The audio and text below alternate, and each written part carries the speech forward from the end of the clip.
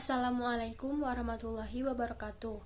Kami dari kelompok 5 akan menjelaskan mengenai eksternalitas dan pendapatan nasional.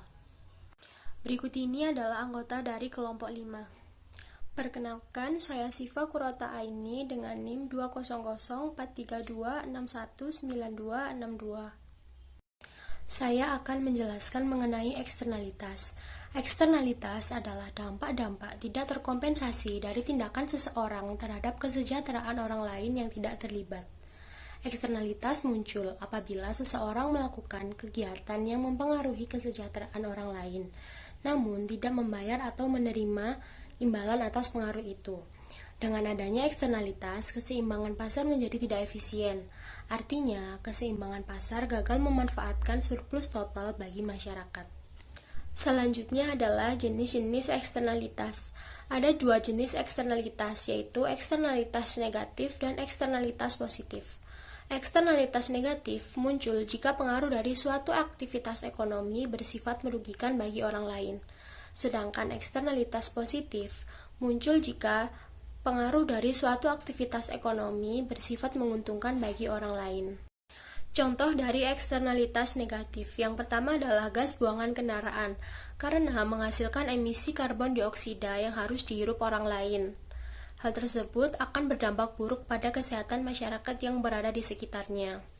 Solusinya, pemerintah menetapkan standar emisi mobil dan mengenakan pajak bahan bakar untuk mengurangi jumlah bahan bakar yang digunakan oleh pengendara. Yang kedua adalah gonggongan anjing, karena hal tersebut membuat para tetangga merasa terganggu oleh suaranya. Solusinya, pemerintah daerah dapat mengatasi dengan membuat hal ini menjadi ilegal. Yang ketiga adalah merokok, karena dampak negatifnya tidak hanya dirasakan oleh perokok, tapi juga dapat merusak kesehatan orang lain di sekitar perokok atau perokok pasif. Solusinya adalah dengan mengganti cover kemasan rokok dengan sebuah gambar penyakit yang akan mengancam kesehatan bagi para perokok. Hal tersebut untuk menyadarkan perokok jika rokok sangat berbahaya bagi tubuh dan mengurangi jumlah perokok. Yang terakhir adalah kebisingan saat pembangunan apartemen, karena polusi suara yang dihasilkan membuat aktivitas warga sekitar terganggu dan tidak nyaman. Namun, pemerintah masih belum menanggapi hal tersebut. Selanjutnya adalah contoh dari eksternalitas positif. Yang pertama adalah bangunan-bangunan bersejarah yang direnovasi dan dipelihara, karena orang-orang dapat menikmati keindahan dan nuansa sejarah yang ada pada bangunan-bangunan tersebut. Namun, para pemilik bangunan tidak mendapat manfaat sepenuhnya sehingga cenderung mengabaikan bangunan tua tersebut. Solusinya, pemerintah memberikan keringanan pajak kepada para pemilik yang akan melakukan restorasi. Yang kedua adalah penelitian dalam bidang teknologi baru, karena menciptakan pengetahuan yang dapat dimanfaatkan oleh orang lain. Namun, para penemu cenderung menggunakan sumber daya yang terlalu sedikit untuk penelitian mereka, karena mereka tidak dapat menerima manfaat penuh dari penemuan mereka. Solusinya adalah dengan hak cipta atau hak paten yang memberikan hak eksklusif selama periode tertentu. Selanjutnya adalah pasar aluminium. Gambar kurva tersebut adalah kurva dari suatu pasar aluminium. Kurva permintaan mencerminkan nilai bagi konsumen. Tinggi kurva mengukur harga sesuai kesediaan konsumen dalam membayar, kesediaan pembeli marginal dalam membayar, dan menunjukkan harga terakhir yang dibeli oleh konsumen. Sedangkan kurva penawaran mencerminkan harga bagi produsen. Tinggi kurva menunjukkan biaya bagi penjual marginal dan biaya yang terakhir dijual oleh produsen. Jumlah yang diproduksi dengan yang dikonsumsi dalam titik keseimbangan pasar ditunjukkan oleh Ki pasar. Oleh karena itu, tanpa adanya eksternalitas, keseimbangan pasar menjadi efisien. Contoh dari eksternalitas negatif dalam pasar aluminium. Asap yang dihasilkan dari produksi aluminium merupakan eksternalitas negatif karena beresiko terhadap kesehatan masyarakat di sekitarnya. Untuk setiap unit aluminium, biaya sosialnya meliputi biaya pribadi produsen ditambah dengan biaya orang lain yang terkena dampak negatif dari polusi. Kurva biaya sosial terletak di atas kurva penawaran karena menghitungkan eksternal yang dibebankan kepada masyarakat. Selisih kedua kurva tersebut adalah biaya dari polusi. Kurva permintaan terletak di bawah kurva biaya sosial, karena biaya sosial produksinya lebih tinggi daripada harga bagi konsumen. Pada kurva tersebut, Q pasar lebih besar daripada Q optimum, karena keseimbangan pasar hanya mencerminkan biaya produksi swasta. Konsumen marginal menghargai aluminium lebih kecil daripada biaya sosial produksinya. Oleh karena itu, diperlukan untuk mengurangi jumlah produksi dan jumlah konsumsi hingga di bawah keseimbangan pasar, agar meningkatkan kesejahteraan ekonomi masyarakat. Agar dapat mencapai hasil yang optimum, salah satu caranya adalah dengan memberlakukan pajak kepada produsen, karena akan menggerakkan kurva penawaran ke atas sebesar pajak tersebut. Manfaat dari pajak tersebut disebut dengan internalisasi eksternalitas, karena memberikan insentif pada para pembeli dan penjual agar memperhitungkan efek eksternal dari tindakan mereka. Contoh eksternalitas positif dalam pendidikan. Pendidikan merupakan eksternalitas positif karena populasi yang lebih terdidik melahirkan pemerintahan yang lebih baik yang menguntungkan semua pihak. Kurva permintaannya tidak mencerminkan nilai barang bagi masyarakat. Karena biaya sosialnya lebih besar daripada biaya swasta, sehingga kurva permintaan berada di bawah kurva biaya sosial. Q pasar lebih rendah daripada Q optimum. Hal tersebut menunjukkan nilai sosial lebih besar daripada nilai swasta. Untuk menggeser keseimbangan pasar mendekati titik optimal secara sosialnya, suatu eksternalitas positif harus disubsidi. Kenyataannya, yang dilakukan pemerintah adalah pendidikan mendapat banyak subsidi lewat kehadiran sekolah-sekolah negeri dan beasiswa dari pemerintah. Baik, di sini saya akan menjelaskan tentang solusi swasta untuk eksternalitas. Suatu pelaku swasta maupun pembuat kebijakan publik merespon eksternalitas dengan berbagai cara. Semua penanganan terhadap eksternalitas ini sama-sama bertujuan untuk mendekatkan alokasi sumber daya pada optimum sosial. Meskipun eksternalitas cenderung menyebabkan pasar menjadi tidak efisien, tindakan pemerintah tidak selalu diperlukan untuk menangani persoalan tersebut. Pada beberapa situasi, para warga dapat membuat solusi swasta.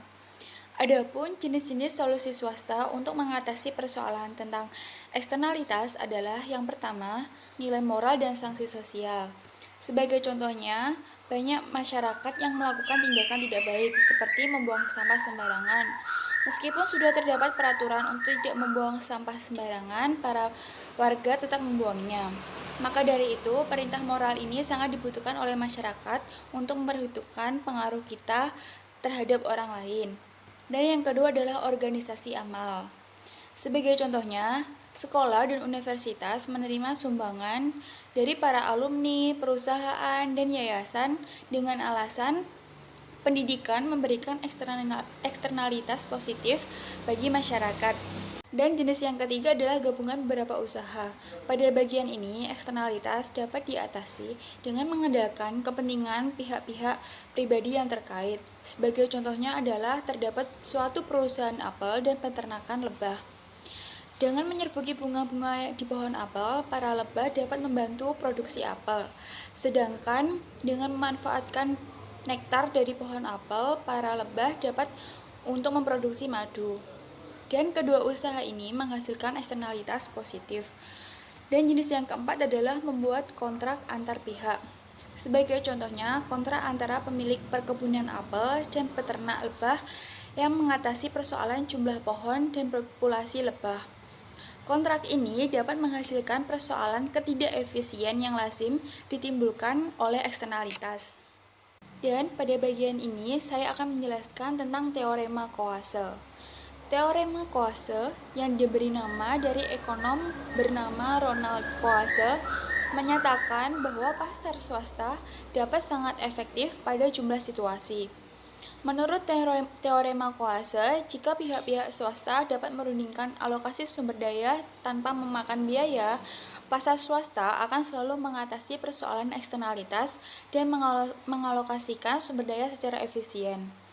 Teorema Coase adalah suatu pendapat bahwa jika pihak-pihak swasta dapat melakukan tawar-menawar mengenai alokasi sumber daya tanpa harus mengeluarkan biaya, mereka dapat menyelesaikan eksternalitas mereka dengan sendirinya. Dan selanjutnya, mengapa solusi swasta tidak selalu bekerja dengan baik?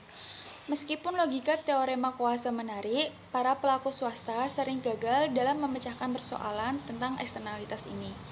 Teorema kuasa hanya berlaku apabila pihak-pihak yang berkepentingan bersedia mencapai dan melaksanakan suatu kesepakatan.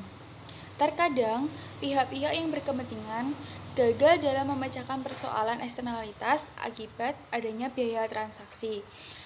Biaya transaksi itu sendiri adalah biaya yang ditimbulkan oleh berbagai pihak dalam proses menyepakati dan melaksanakan suatu perundingan.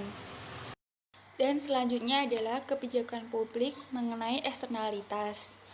Apabila suatu eksternalitas menyebabkan pasar mengalokasikan sumber dayanya secara tidak efisien, maka pemerintah dapat merespon melalui dua cara. Cara yang pertama adalah kebijakan perintah dan kendali. Pada kebijakan ini mengatur perilaku secara langsung. Dan yang kedua adalah kebijakan berbasis pasar. Kebijakan ini untuk memberikan insentif agar pengambil keputusan swasta memutuskan untuk mengatasi sendiri persoalannya.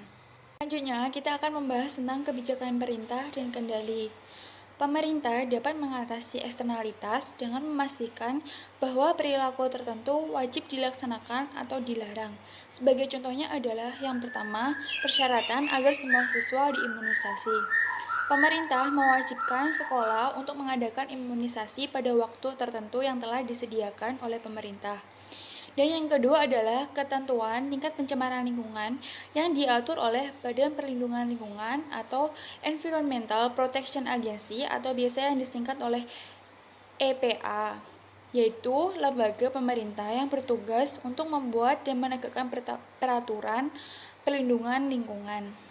Selanjutnya, kita masuk ke kebijakan berbasis pasar. Dalam merespon eksternalitas, pemerintah dapat tidak mengatur perilaku, tetapi dapat menerapkan kebijakan berbasis pasar untuk menyelaraskan insentif swasta dengan efisiensi sosial. Sebagai contohnya, pemerintah dapat menginternalisasi eksternalitas dengan menarik pajak atau atas kegiatan-kegiatan yang memiliki eksternalitas negatif dan menyubsidi kegiatan-kegiatan yang memiliki eksternalitas positif. Pajak yang dikenakan untuk memperbaiki pengaruh eksternalitas negatif disebut pajak Pigovian. Pajak Pigovian ini dinamai dari ekonom Arthur Pigou pada tahun 1877 sampai 1959 sebagai pendukung awal kebijakan ini. Langsung saja kita masuk ke contoh persoalan tentang peraturan versus pajak Pigovian. Yaitu terdapat dua pabrik, yaitu pabrik kertas dan pabrik baja yang masing-masing membuang 500 ton air limbah ke sungai setiap tahunnya. EPA atau Badan Perlindungan Lingkungan memutuskan untuk mengurangi tingkat populasi tersebut. EPA pun dapat mempertimbangkan dua solusi sebagai berikut. Solusi yang pertama adalah menerapkan peraturan. Pada bagian ini, EPA dapat meminta kedua pabrik tersebut untuk menurunkan tingkat populasinya hingga mencapai 300 ton air limbah per tahun. Sedangkan solusi yang kedua adalah dengan menerapkan pajak Pigovian. Dengan hal tersebut, EPA dapat menarik pajak atas kedua pabrik tersebut sebesar $50.000 per ton air limbah yang dihasilkan. Selanjutnya, kita akan masuk ke kesetaraan pajak Pigovian dan izin polusi. Pada bagian tersebut terdapat dua gambar kurva. Yang pertama adalah gambar kurva dari pajak Pigovian dan yang kedua adalah gambar kurva dari izin polusi. Pada kurva dari pajak Pigovian terdapat garis vertikal yang berarti menentukan besarnya biaya polusi dan yang garis horizontal berarti menentukan besarnya jumlah polusi. Pada titik P adalah besarnya pajak Pigovian untuk mengatur biaya polusi. Dan yang pada titik Q berarti bersama dengan kurva permintaan menentukan jumlah polusi. Pada panel tersebut, EPA atau Badan Perlindungan Lingkungan menetapkan harga polusi dengan menggunakan pajak Pigovian dan kurva permintaan untuk menentukan jumlah polusi. Sedangkan pada kurva dari izin polusi terdapat garis vertikal yang menentukan besarnya biaya polusi dan pada kurva horizontal menentukan besarnya jumlah polusi. Sedangkan titik P menentukan secara bersama dengan kurva permintaan menentukan biaya polusi, dan pada titik G untuk memberikan izin untuk polusi pada jumlah tertentu atau besarnya level polusi. Pada panel tersebut, EPA atau Badan Perlindungan Lingkungan membatasi jumlah polusi dengan membatasi izin, dan posisi kurva permintaan menentukan jumlah polusi harga dan jumlah polusi pada kedua kasus yang sama. Pertama-tama, perkenalkan, nama saya Triwan Agustina dengan NIM 200432619287. Di sini saya akan menjelaskan materi bab selanjutnya, yaitu tentang pendapatan nasional. Yang pertama, mengukur pendapatan suatu negara. Laporan statistik perekonomian suatu negara mencakup beberapa aspek. Yang pertama yaitu mengukur pendapatan semua orang dalam perekonomian, disebut dengan PDB, Produk Domestik Bruto. Selanjutnya, tingkat kenaikan harga rata-rata atau inflasi. Lalu, presentasi tenaga kerja yang kehilangan pekerjaan, disebut dengan pengangguran.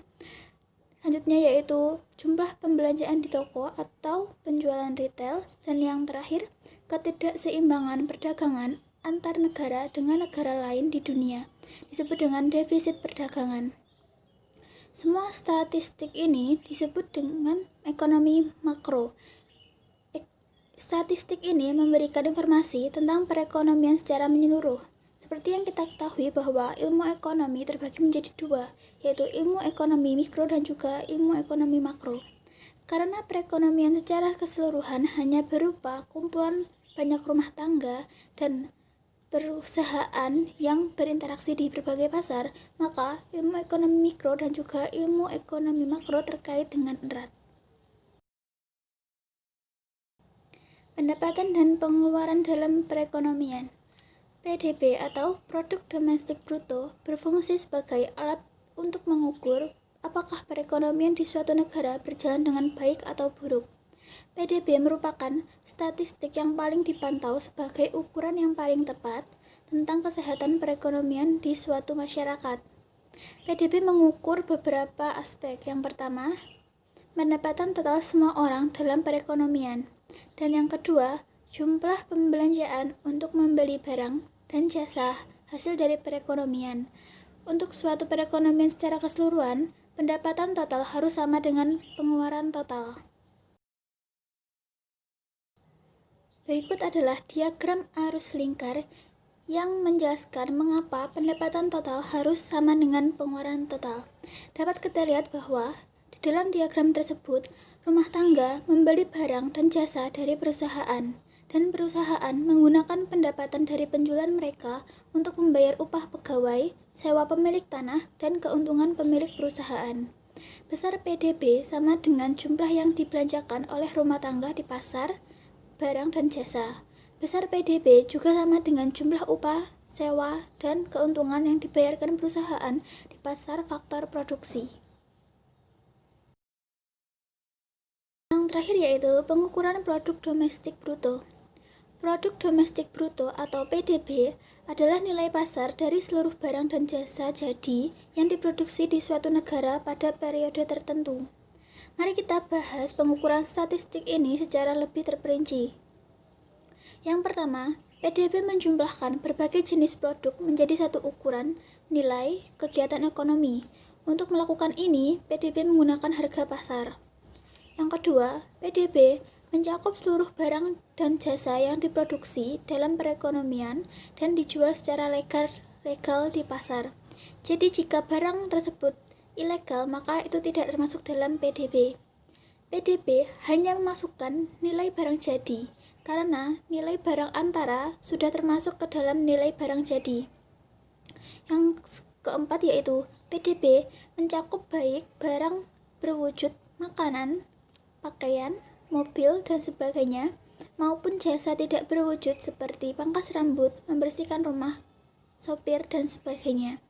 Yang selanjutnya, PDB mencakup barang dan jasa yang sedang diproduksi. PDB tidak termasuk transaksi yang melibatkan barang-barang yang diproduksi pada masa lalu. Jadi seperti barang yang di pasar loak tersebut tidak termasuk ke dalam PDB. Yang selanjutnya yaitu PDB mengukur nilai produksi di dalam batas-batas wilayah geografis suatu negara. Yang terakhir, PDB mengukur nilai produksi yang dilakukan dalam waktu rentan tertentu. Biasanya waktu rentan tertentu itu selama 1 tahun atau triwulanan yang akan diakumulasi menjadi 1 tahun. Sekian presentasi dari saya. Nama saya Rosidatul Faras dengan nomor NIM 20043261927. Di sini saya akan menjelaskan komponen-komponen PDB. Rumus PDB yaitu Y plus C plus I plus G plus NX, di mana Y yaitu PDB, C adalah konsumsi, I adalah investasi, G belanja pemerintah, NX yaitu ekspor neto. Konsumsi atau biasa disebut consumption adalah pembelanjaan rumah tangga untuk barang dan jasa. Barang yang dimaksud di sini yaitu berupa barang yang awet, contohnya rumah, mobil. Sedangkan untuk jasa yaitu barang yang tak kasat mata, bisa berupa potong rambut atau layanan kesehatan. Investasi atau biasa disebut investment adalah pembelian barang yang akan digunakan pada masa depan untuk menghasilkan barang dan jasa yang lebih banyak. Yang termasuk dalam investasi yaitu jumlah pembelian peralatan modal, persediaan bangunan, dan struktur.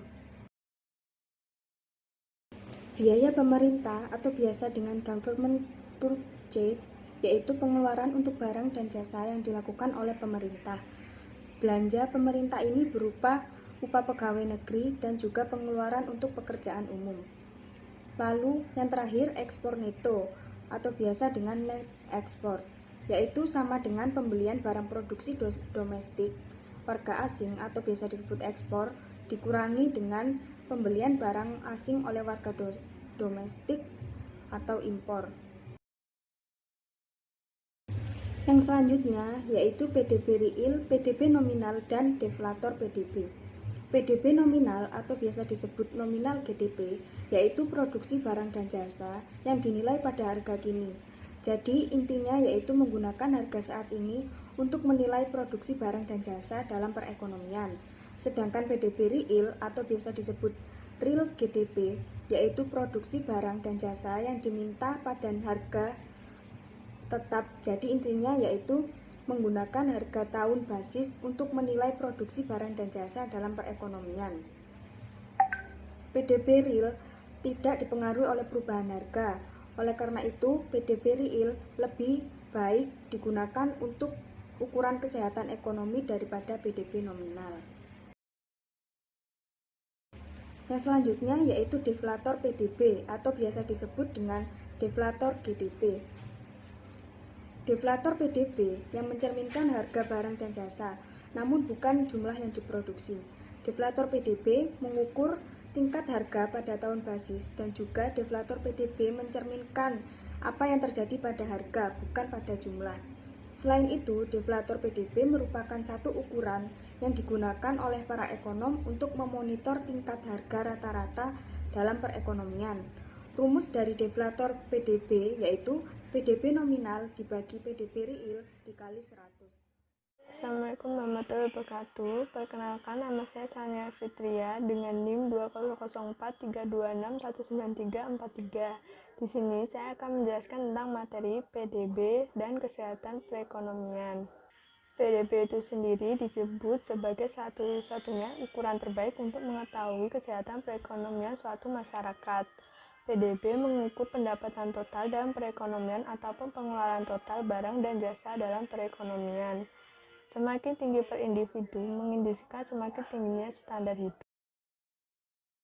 Mengapa kita peduli PDB? PDB tinggi memang membantu kita dalam menjalani kehidupan yang baik. PDB tidak mengukur kesehatan anak-anak kita, namun negara dengan PDB lebih tinggi dapat menyediakan sistem pendidikan yang lebih baik. Singkatnya, PDB tidak secara langsung mengukur hal-hal yang membuat hidup berarti, namun PDB mengukur kemampuan kita untuk memperoleh sarana yang membuat hidup berarti. Beberapa hal yang berkontribusi pada kesejahteraan tidak dimasukkan dalam PPD yaitu yang pertama, nilai waktu luang, yang kedua, nilai lingkungan yang bersih, yang ketiga, nilai dari hampir semua kegiatan yang dilakukan di luar pasar seperti nilai waktu orang tua yang dihabiskan untuk anak-anak mereka dan nilai dari pekerjaan sosial. Pada akhirnya kita dapat menyimpulkan bahwa PDB merupakan ukuran yang baik untuk kesejahteraan ekonomi untuk sebagian besar, namun tidak semua tujuan. Penting bagi kita untuk memperhatikan apa yang termasuk ke dalam PDB dan apa yang dikecualikan dari PDB. PDB harapan hidup dan melek huruf. Di sini terdapat gambar yang menunjukkan data-data negara. Di negara-negara dengan PDB per kapita rendah, jumlah anak usia sekolah yang bersekolah sangat sedikit dan mereka yang bersekolah harus belajar dengan jumlah guru per siswa yang sedikit. Negara-negara ini juga cenderung memiliki lebih sedikit televisi, lebih sedikit telepon, lebih sedikit jalan yang diaspal, dan lebih sedikit rumah tangga yang memiliki listrik. Data internasional menunjukkan bahwa PDB suatu negara terkait erat dengan standar hidup penduduknya. Sekian dari kelompok kami. Apabila ada salah kata, mohon dimaafkan. Sekian. Wassalamualaikum warahmatullahi wabarakatuh.